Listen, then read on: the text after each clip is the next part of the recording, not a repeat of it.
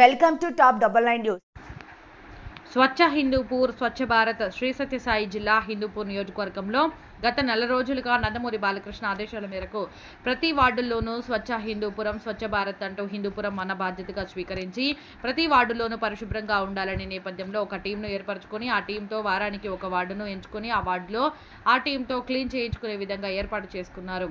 అక్కడున్న ప్రజల్లో కూడా చైతన్యపరిచే విధానంగా చెత్తను ఎక్కడ వేయాలి, మనం ఎక్కడ వేయకూడదు అనే ఉద్దేశంతో ఒక టీంను ఏర్పాటు చేసుకున్నారు. వాళ్ళలో కూడా ఒక చైతన్యం పరిచే విధానంగా చేసి ఒక మంచి కార్యక్రమానికి శ్రీకారం. గత నెల రోజు నుండి చూసుకుంటూ పోతే నందమూరి బాలకృష్ణ గారి ఆదేశాల మేరకు ప్రతి వార్డులోనూ స్వచ్ఛ హిందూపురం స్వచ్ఛ భారత్ అన్న విధంగా మన హిందూపురం మన బాధ్యతగా మనం స్వీకరించి ఈ హిందూపురాన్ని తీర్చిదిద్దాలని ఎమ్మెల్యే నందమూరి బాలకృష్ణ గారు అనునిత్యం కృషి చేస్తున్నారు. దానికి సహకరిస్తూ బాలయ్య అడుగుజాడల్లో పెద్ద ఎత్తున ప్రతి ఒక్క యువత కూడా బయటకు వచ్చి స్వచ్ఛందంగా ఈరోజు ఇది మా బాధ్యత అనే 4 వారాల నుంచి ఈ కార్యక్రమాన్ని కొనసాగిస్తున్నాము.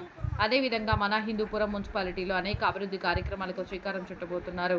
చెప్పుకుంటూ పోతే ప్రైవేటు హాస్పిటల్ తల తన్నేలా ప్రభుత్వ ఆసుపత్రిని తీర్చిదిద్దిన ఎమ్మెల్యే బాలయ్య ఎన్నెన్నో బాలకృష్ణ గారి ఆదేశాల మేరకు ప్రతి వార్డులోనూ స్వచ్ఛ హిందూపురం స్వచ్ఛ భారత్ అన్న విధంగా మన హిందూపురం మన బాధ్యతగా మనం స్వీకరించి ప్రతి వార్డులోనూ పరిశుభ్రంగా ఉండాలనే నేపథ్యంలో ప్రతి ఒక్క టీంని ఫామ్ చేసి ఆ టీంతో ఆ వార్డులో క్లీన్ చేస్తూ అక్కడున్న ప్రజల్లో కూడా చైతన్యపరిచే విధానంగా చెత్త మనము ఎక్కడ వేయాలా ఎక్కడ వేయకూడదు అనే ఉద్దేశంతో ఒక టీం ఫామ్ చేసి వాళ్ళలో కూడా ఒక చైతన్యపరిచే విధానంగా చేసి ఒక మంచి కార్యక్రమానికి శ్రీకారం చుట్టాము. ఈరోజు గత 4 వారాల నుండి వారానికి ఒక వార్డు తీసుకొని స్వచ్ఛ వార్డుగా ఈ హిందూపురాన్ని చేస్తున్నాము.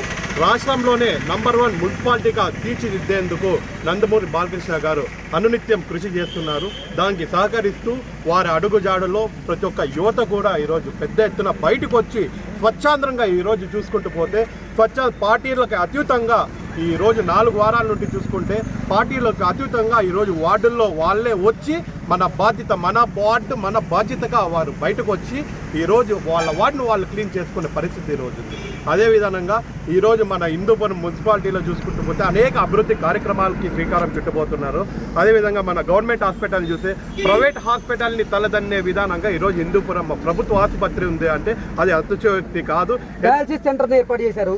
ముందు డయాలసిస్ సెంటర్ లేక ఎంతో మంది రోగులు ఇబ్బంది పడుతున్నటువంటి పరిస్థితి ఉంది. ఇప్పుడు డయాలసిస్ సెంటర్ ఏర్పాటు చేసిన తర్వాత ఎలా ఉంది? ఇక్కడ దాదాపు 24